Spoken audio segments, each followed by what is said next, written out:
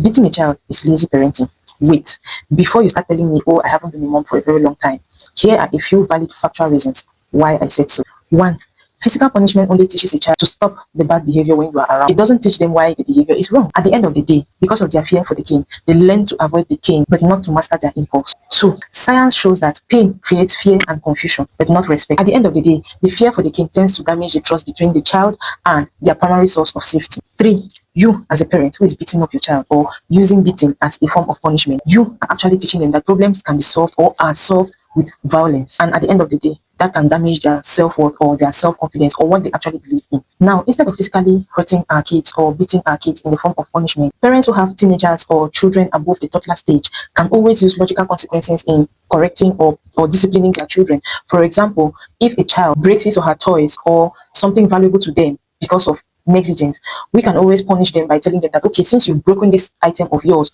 which you know you were not supposed to, or you were not supposed to rough handle it, okay, we are going to use your pocket money to replace it. In that scenario, they already have it in their head that, okay, in any situation like this, I will get punished with my pocket allowance. That's just an example. That's just a logical example. In this case, we use time ins to teach emotional regulation, and this is actually a very hard but smarter way to raise thoughtful adults. Now, I am not saying that you should not discipline your children when they go astray or when they do something wrong.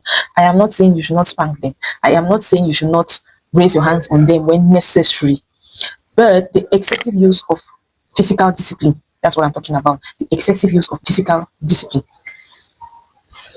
Now, the big question here is, did your parents' beating or constant beating eventually make you a better person, or did it just teach you fear? Now, if you have a real disciplinary technique aside from beating that can actually work in an African home or in a Cameroonian home, please do share it with us. Leave it down in the comment section. Let's debate the results and help each other. Okay?